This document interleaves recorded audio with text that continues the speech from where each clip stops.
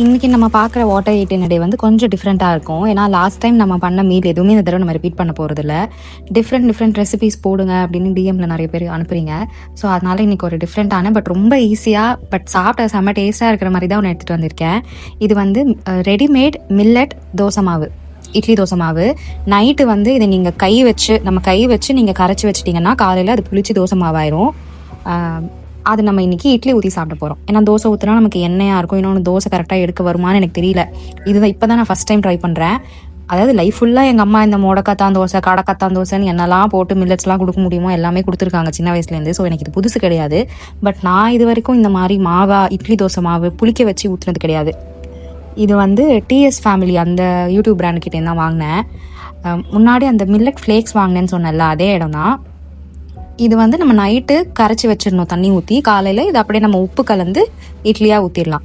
ஊற்றுறதுக்கு ரொம்ப ஈஸியாக தான் இருக்குது, பண்ணுறதுக்கு ரொம்ப ஈஸி தான். இப்போ நம்ம பீதியிலலாம் இருக்கோம், நம்மளால் நிறைய ஒரு எலாபரேட்டாக ஊற வச்சு புளிக்க வச்சு அரைச்சி இதெல்லாம் பண்ண முடியாது அப்படின்னு இருந்துச்சுன்னா இது ரொம்ப ஈஸியாக இருக்குது. ரெகுலர் வெள்ளை தோசை இட்லிலாம் எங்கள் வீட்டில் எப்போவாக தான் பண்ணுவாங்க. எங்கள் அம்மா எப்போயுமே இந்த மாதிரி கலராக தான் ஏதாவது சின்ன வயசில் நான் இருக்கும்போது பண்ணிகிட்டே இருப்பாங்க. அவ்வளோ ரெசிபிஸும் எனக்கு தெரியாது. நான் ஒரு 2-3 கற்றுக்கிட்டு வந்துட்டு நான் எனக்கு பிடிச்ச மாதிரி அதை அப்படியே மாற்றிக்கிட்டேன். இதுக்கு நம்ம தொட்டுக்கையாக பண்ண போகிறது வந்து ஒரு ஈஸியான சட்னி தான். எனக்கு ரீசெண்டாக வெங்காய தக்காளி சாப்பிட்றதுக்கு பதிலாக அந்த இடத்த எல்லாத்தையும் வெஜிடபிள்ஸ் வச்சு ஃபில் பண்ணலான்னு தோணுச்சு. அப்படி நான் எக்ஸ்பெரிமெண்ட் பண்ணி பார்த்த ஒரு சட்னி தான் இது. இது நல்லா டேஸ்ட்டாக தான் இருக்கும். பட் அந்த ஒரு சுருக்குன்னு இருக்கிற அந்த டேஸ்ட் இதில் இருக்காது. ஏன்னா நம்ம இதில் எதையுமே வந்து எண்ணெயில் வதக்க போகிறது இல்லை. ஸோ என்டையர் பிரேக்ஃபாஸ்ட்டும் இந்த இட்லி தட்டிலே முடிச்சிடணும் அப்படின்ற ஒரு சோம்பேறித்தனம் தான் எனக்கு. ஏன்னா நிறைய பாத்திரம் கழுவுறதும் ஒரு கஷ்டம் தான். அது வந்து யாருமே பெருசாக அதை பற்றி பேச மாட்றாங்க. பட் சமைக்கிற ரெசிபின்னு சொல்லி அது 10 நிமிஷம் தான் சொல்லிடலாம் ஈஸியாக. ஆனால் அதுக்கான பாத்திரம் தேய்க்கிறது ஒரு 40 மினிட்ஸ் ஆகும். நம்ம வேலைக்கு போகிறப்போ இல்லை சும்மா இருக்கும்போது கூட நான் 10 நிமிஷம் சமையலுக்கு 40 நிமிஷம் பாத்திரம் தேய்க்கிறன்றது ஒரு தலைவலி தானே. அதனால எனக்கு அதுலேயும் கொஞ்சம் ட்ரை பண்ணுவேன் டைம் சேவ் பண்ணுறதுக்கு. இந்த ஸ்டீம் பண்ண இந்த கேரட் இருக்கு இல்லையா, இதில் தான் நம்ம இன்றைக்கி சட்னி பண்ண போகிறோம். இதுக்குள்ள ஃபைபரும் வந்துடும் நமக்கு. இன்னொன்று ஸ்டீம் பண்ணதுனால நிறைய மைக்ரோ நியூட்ரியன்ஸ்லாம் நமக்கு வந்து கெட்டு போகாமல் இருக்கும். அதனால தான் எனக்கு இந்த மாதிரி சட்னி வந்து நிறைய எக்ஸ்ப்ளோர் பண்ணணும்னு இப்போ ஆசை வருது. இது எனக்கு எப்படி இன்ஸ்பிரேஷன் வந்துச்சுன்னா, நான் இன்ஸ்டாகிராமில் வந்து முள்ளங்கி சட்னி பார்த்தேன். ஒருத்தவங்க வந்து முள்ளங்கியில் சட்னி பண்ணியிருந்தாங்க. அது பார்த்ததுலேருந்து எனக்கு அது இந்த மாதிரிலாம் காய்கறியில் பண்ணலாமா அப்படின்ட்டு. பட் அவங்க வதக்கி பண்ணியிருந்தாங்க. நான் ஸ்டீம் பண்ணி ட்ரை பண்ணி பார்த்தேன். இது ரொம்ப ஈஸி தான். சும்மா ஒரு சின்ன வெங்காயம், கொஞ்சம் பூண்டு, ஒரு கைப்பிடி மல்லாட்டை போட்டு கேரட்டோடு சேர்த்து 2 மிளகா வைக்கலாம்னு நினச்சேன். பட் காலையில் காரம் சாப்பிடக்கூடாதுன்னு நினச்சோம்ல, அதனால் 1 மிளகா வச்சு அரைச்சிடணும். அவ்வளோதான் சட்னி. இதை தாளிக்கலாம் தேவையில்லை, நம்ம அப்படியே சாப்பிட்டுக்கலாம். இதில் கேரட்டில் இருக்க எல்லா சாத்தும் நமக்கு இதில் வந்துடுது இல்லை. ஸோ அது ஒன்று. இந்த மில்லட் இட்லி எடுக்க எப்படி வரும்னு தெரில. ஏன்னா நிறைய இது வந்து அப்படி தட்டிலே ஒட்டிக்கும். பட் இது நல்லா லட்டு மாதிரி வந்துடுச்சு.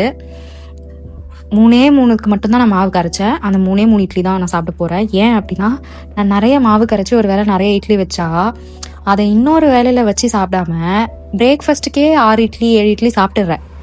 அதனால தான் நான் இந்த மாதிரி அளவாக கரைச்சி வைக்கிறேன். இன்னொன்று, இதை வந்து எங்கள் வீட்டில் வேறு யாரும் சாப்பிட மாட்டாங்க. இது கலரை பார்த்தாலே இங்கே யாருமே சாப்பிட மாட்டாங்க. ஸோ நான் தான் சாப்பிட்டாகணும். அதனால் நான் 3 தான் செஞ்சேன். 3 மில்லட் இட்லி, கொஞ்சமாக கேரட் சட்னி, 2 அவிச்ச முட்டை. இதுதான் நம்மளோட பிரேக்ஃபாஸ்ட்டாக இருக்க போகுது.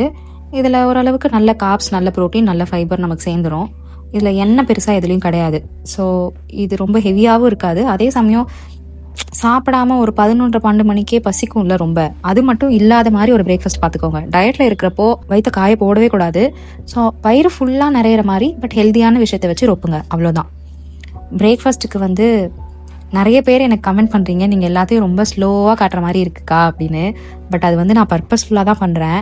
இதில் 2 விஷயம் இருக்குது. ஒன்று வந்து நம்ம எல்லாத்தையும் 2 ஸ்பீடில் போட்டு பார்த்து நார்மலாக பண்ணுற நடைமுறையில் இருக்கிற ஒரு விஷயத்த நம்ம பண்ணும்போது அது ஸ்லோவாக தெரிகிற மாதிரி இருக்குது ஒன்று. இன்னொன்று, இப்போது இதே விஷயத்த மற்ற சில யூடியூப் வீடியோஸில் நான் பார்க்குறேன், அப்படியே பரபரப்பாக சுறுசுறுப்பாக பண்ணுறாங்க. அது பார்க்க நல்லா இருக்குது. பட் அது நம்ம நர்வஸ் சிஸ்டத்துக்கு நல்லதே கிடையாது.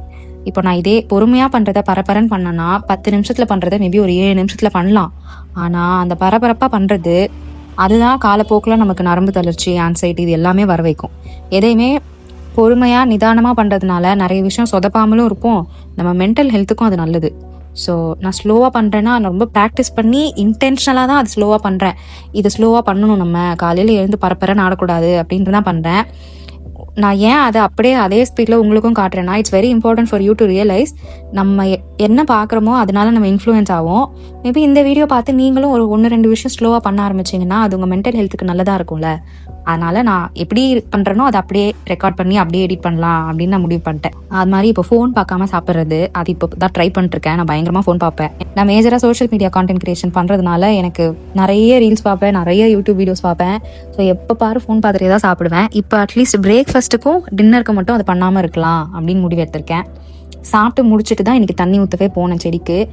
ஏன்னா காலையில் எழுந்தோடனே எனக்கு நல்ல பசி. இன்னொன்று நைட்டு இந்த மாவு கரைச்சி வச்சுலேருந்து இந்த இட்லி எப்படி வரும் அப்படின்ற ஒரு ஆசையும் இருந்தது. ஸோ எழுந்தோடனே ஃபஸ்ட்டு பிரேக்ஃபாஸ்ட் வேலையை தான் முடிச்சிட்டேன். இந்த பனிக்காலத்தில் கூட செடியெலாம் நல்லா தான் வளர்ந்து வந்துட்டுருக்கு. ஸோ இது இன்னும் கொஞ்சம் வளர்ந்துச்சுன்னா இந்த கீரையை கட் பண்ணலான்னு நினைக்கிறேன்.